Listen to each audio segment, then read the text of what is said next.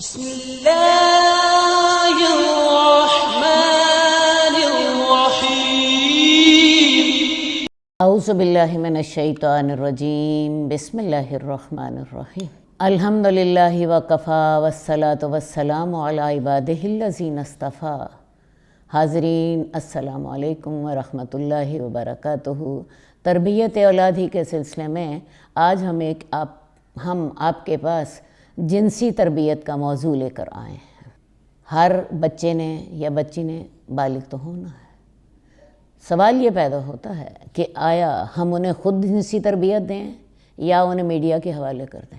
Media تو آپ کو بڑی اچھی جنسی تربیت دیتا ہے۔ میرا خیال ہے آپ موبائل کھولتے ہیں، ایک کلک کے ساتھ دنیا جہان کی ننگی تصویریں آپ کے سامنے آ جاتی ہیں۔ تو ہمیں ان کو خود جنسی تربیت دینی ہے۔ ویسے بھی ایک بات آپ دیکھیے، جب یہ نیٹ نہ بھی تھا تب بھی یہ چیزیں تو انسان کی فطرت میں شامل ہیں۔ اللہ تعالیٰ نے قرآن مجید میں انسان کو جنسی تربیت دی ہے۔ قرآن مجید میں اللہ تعالیٰ نے حیض کے مسائل بتائے ہیں۔ قرآن مجید میں اللہ تعالیٰ نے تعلقات کے طریقے بتائے ہیں۔ نساؤکم حرث لکم فاتوا حرثکم انا شئتم۔ تمہاری بیویاں تمہاری کھیتی ہیں، تم اپنی بیویوں کے پاس آؤ جیسے تم چاہتے ہو، جہاں سے تم چاہتے ہو۔ تو قرآن مجید نے یہ باتیں کھول کر بیان کی۔ رمضان میں راتوں کو اجازت دے دی تعلقات کی، دن کو تعلقات کو منع کر دیا۔ تو احادیث میں ان ساری چیزوں کی وضاحتیں موجود ہیں۔ تو لہٰذا جب قرآن مجید نے ہمیں جنسی تربیت دی، ازواج مطہرات نے یہاں تک ہمیں طریقہ بتایا کہ رسول اللہ صلی اللہ علیہ وسلم جنابت کا غسل کیسے کرتے تھے، تو پھر باقی کون سی چیز رہ گئی؟ تو لہٰذا اپنے بچوں کو جنسی تربیت دیجیے ان کی عمر کے اعتبار سے۔ قرآن مجید اس سلسلے میں ہماری ایک اور رہنمائی بھی کرتا ہے۔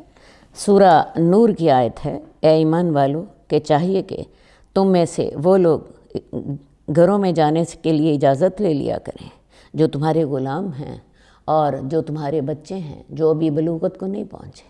3 اوقات میں ان کو تم سے اجازت لینی چاہیے، عشاء کی نماز کے بعد، فجر کی نماز سے پہلے، اور جس وقت تم ظہر کو اپنے کپڑے اتارتے ہو۔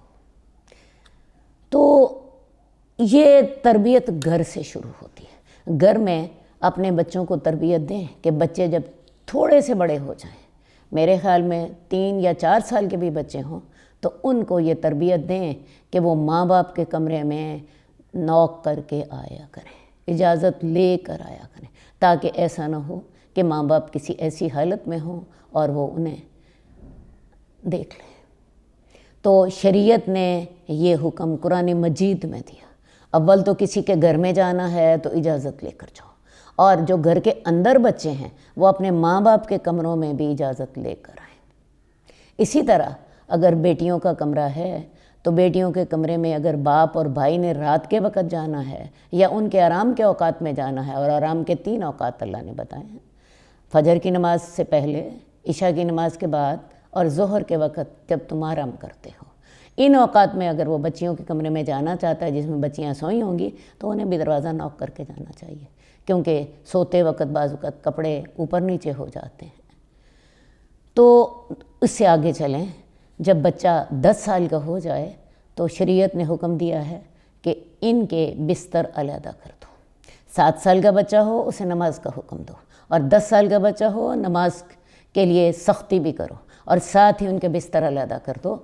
لڑکی لڑکی کے ساتھ، بہن بہن کے ساتھ اکٹھی نہ سوئے۔ اکٹھی سونے سے کیا مراد ہے؟ ایک چادر میں نہ سوئے۔ اور بہن اور بھائی بھائی کے ساتھ نہ سوئے۔ جب بھائی بھائی کے ساتھ نہیں سو سکتا، بہن بہن کے ساتھ نہیں سوئے، تو بہن اور بھائی کا اکٹھا سونا تو بڑی دور کی بات ہے۔ اب آپ کہہ سکتی ہیں کہ جی ہمارے گھروں میں اتنی جگہ نہیں ہوتی، یا بعض غریب لوگ جو ایک ہی کمرے میں 10-10 لوگ رہ رہے ہوتے ہیں، وہ کیا کریں؟ تو وہ یہ کریں کہ اگر ایک ہی پلنگ پر 4 لوگوں نے سونا ہے تو 4 کی چادریں علیحدہ ہو جائیں، 4 کی رضائیاں علیحدہ ہو جائیں۔ ایک چادر میں 2 بہنیں نہ سوئیں، ایک لحاف میں، ایک رضائی میں، ایک کمبل میں 2 بہنیں 10 سال کے بعد نہ سوئیں۔ اس کی وجہ یہ ہے کہ اس عمر میں جنسی جذبات جو ہوتے ہیں وہ نشو و نما پانے لگ پڑتے ہیں۔ تو یہ تو وہ نصیحت ہے اور یہ تو وہ حکم ہے جو شریعت نے ہمیں واضح طور پر دیا ہے۔ اس کے علاوہ آپ کو بتانا ہے بچوں کو کہ بچیاں 10 سال کے بعد بالغ ہو جائیں گی۔ آج کل کے دور میں بہت سی بچیاں 11 سال کی عمر میں، بعض 10.5 سال کی عمر میں یا اس سے آگے پیچھے بالغ ہو جاتی ہیں۔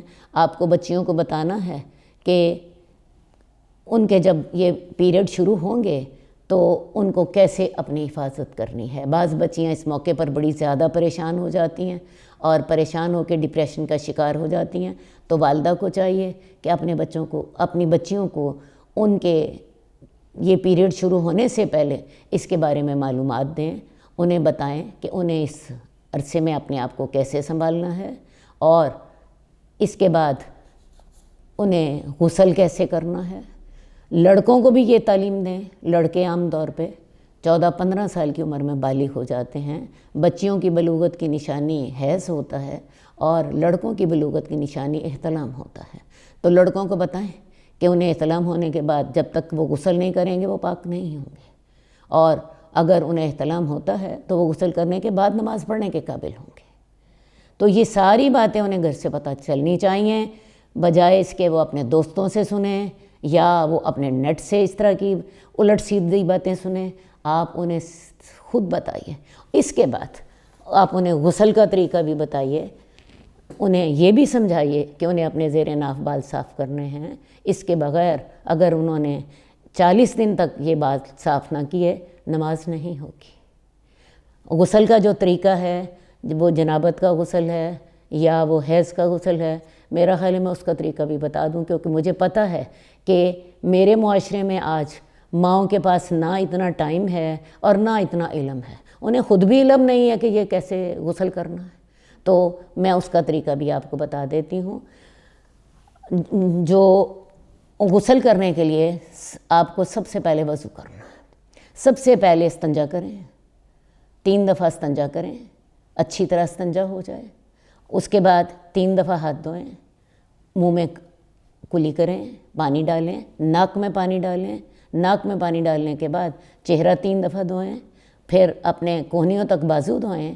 اس کے بعد پانی لے کر اپنے سر میں پانی لے کر اپنے سر میں درمیان میں پانی ڈالیں، دائیں پانی ڈالیں، بائیں پانی ڈالیں۔ یہ آپ نے سر پر پانی ڈال لیا، اس کے بعد دائیں طرف پانی ڈالیں، بائیں طرف پانی ڈالیں، نہا لیں، شیمپو کر لیں، صابن لگا لیں۔ ایک دفعہ پانی آپ نے ڈال لیا تھا، دوبارہ دوسری دفعہ ڈال لیں، تیسری دفعہ پانی ڈال لیں تاکہ آپ کا صابن وغیرہ اچھی طرح اتر جائے۔ اس کے بعد ایسا کریں کہ سب سے آخر میں جب آپ نے شیمپو بھی کر لیا، اپنے جسم پہ 3 دفعہ پانی بھی ڈال دیا، تو آخر میں جہاں پہ آپ کھڑی ہیں نہا رہی ہیں یا بیٹھ کے نہا رہی ہیں، سب سے آخر میں اپنے پاؤں جو ہیں وہ دھو لیں، اس جگہ سے تھوڑا سا ہٹ کر، جس جگہ پہ آپ نہا رہی تھیں اس جگہ سے تھوڑا سا ہٹ کر اپنے پاؤں دھو لیں۔ یہ آپ کا وضو بھی ہو جائے گا اور آپ کا غسل بھی ہو جائے گا۔ اور یہی طریقہ آپ کو حیض کے غسل کے لیے چاہیے، یہی طریقہ آپ کو جنابت کے غسل کے لیے چاہیے۔